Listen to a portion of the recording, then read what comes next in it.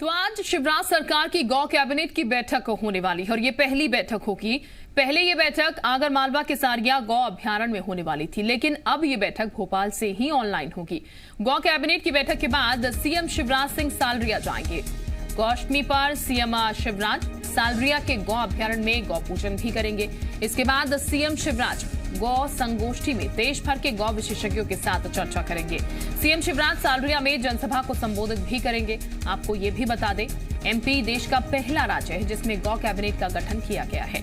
गौ कैबिनेट में गृह, कृषि, वन, राजस्व, पंचायत एवं ग्रामीण विकास और पशुपालन मंत्री शामिल होंगे।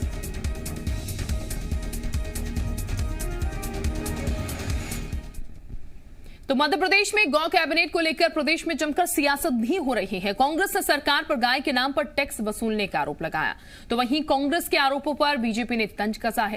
कांग्रेस ने गाय के लिए कुछ नहीं किया, जब हम कर रहे हैं तो इन्हें दिक्कत हो रही है।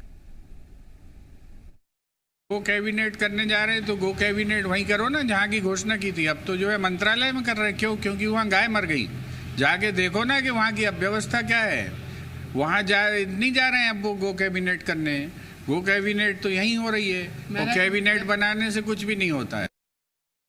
आज मध्य प्रदेश में अगर भारतीय जनता पार्टी गोवंश की रक्षा के लिए कार्य कर रही है और उसके लिए मध्य प्रदेश के संवेदनशील मुख्यमंत्री अगर 6 विभागों की कैबिनेट करके और गौपालन, गोवंश की रक्षा और उनके लिए सब अच्छे से व्यवस्था हो सके तो उनके लिए कहाँ व्यवस्थाएं हो सकती हैं, उसकी सारी चिंता अगर कर रहे हैं तो मुझे लगता है इसमें भी कांग्रेस को तकलीफ हो रही है। कांग्रेस को सिवाय तकलीफ के और कुछ होता नहीं, क्योंकि खुद ने कुछ किया नहीं और अब बीजेपी कर रही है, बीजेपी की सरकार कर रही है तो उनको तकलीफ हो रही है।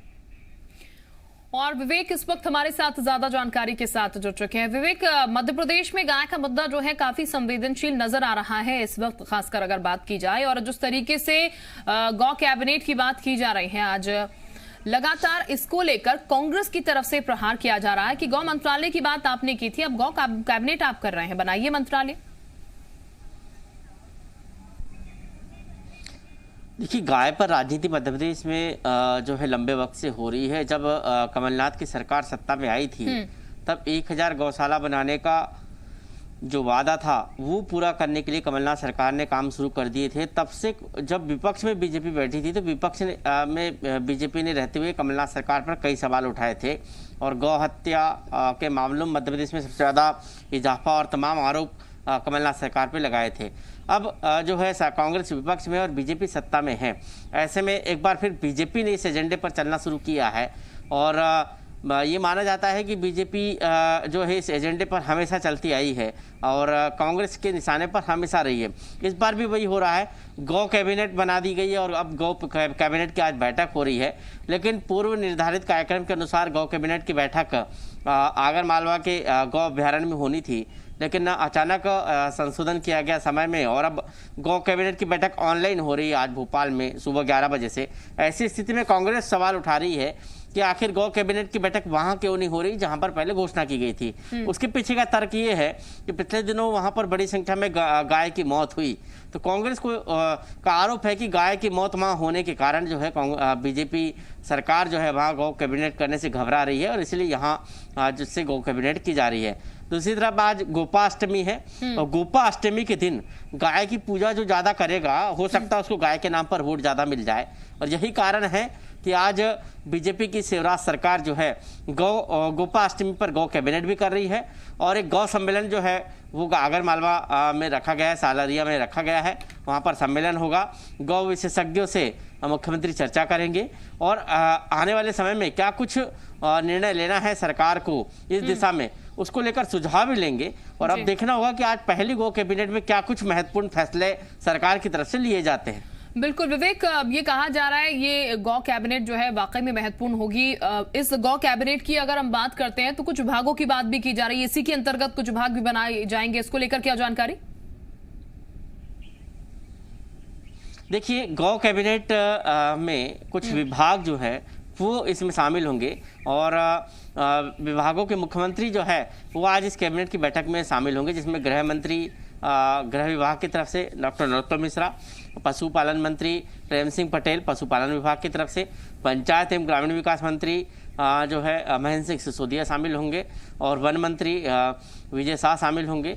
ये सभी मंत्री मिलकर जो है कृषि मंत्री शामिल होंगे। ये सभी मंत्री जो है अपने अपने विभागों में गौ सेवा से संबंधित जो भी कामकाज है, या हो सकता है कि सीधे सीधे इस मुद्दे से वो जुड़े हो, उनका विभाग जुड़ा हो। जैसे पशुपालन विभाग है, जिसका सीधा जिम्मा गौवंश के रखरखाव का है, ऐसे ही इन विभागों का भी जो जिम्मा होगा वो इस महत्वपूर्ण भूमिका को निभाएंगे। प्रदेश में जिस तरह गौकशी की घटनाएं होती है उसको रोकने के लिए गृह विभाग को इसमें शामिल किया गया है। तो ये 5-6 विभाग जो है ये मिलकर कैबिनेट की बैठक में आज अपने अपने सुझाव प्रस्ताव रखेंगे, जिन पर हो सकता है कि आज मुहर लगे। और एक बड़ा सवाल यही है कि अब कांग्रेस सवाल जो खड़ा कर रही है कि गौ मंत्रालय बनाने की बात पिछली बार की थी, गौ मंत्रालय क्यों नहीं बनाया जा रहा, आखिर गौ कैबिनेट क्यों हो रही है। और इस पर हो सकता है कि इस पर भी कोई फैसला आने वाले समय में सरकार करे। लेकिन ये तो तय है कि यदि गाय के नाम पर राजनीति होगी तो वोट कौन लेगा इस पर, इसकी सियासत मध्य प्रदेश में हो रही है। पिछले दिनों जब उपचुनाव हुए थे तब कांग्रेस ने इस मुद्दे को खूब उछाला था और कहा था कि हमने 1000 गौशाला बनाने की दिशा में आगे कदम बढ़ाया था। और उस मामले में बीजेपी ने भी कांग्रेस को निशाने पे लिया था। लेकिन अब एक बार फिर ये चर्चा का मुद्दा बन गया है और दोनों ही राजनीतिक दलों के बीच इस मुद्दे पर जमकर बहस हो रही है। बिल्कुल विवेक, सियासत खूब हो रही है इस मुद्दे को लेकर, लेकिन वाकई में गाय को लेकर स्थिति जो है वो सुधर पाती है, देखना ये होगा। जो कदम उठाया गया है मुख्यमंत्री शिवराज सिंह चौहान की तरफ से वो कितना कारगर साबित होता है उस पर जरूर निगाह होगी। बहुत शुक्रिया आपका तमाम जानकारी देने के लिए।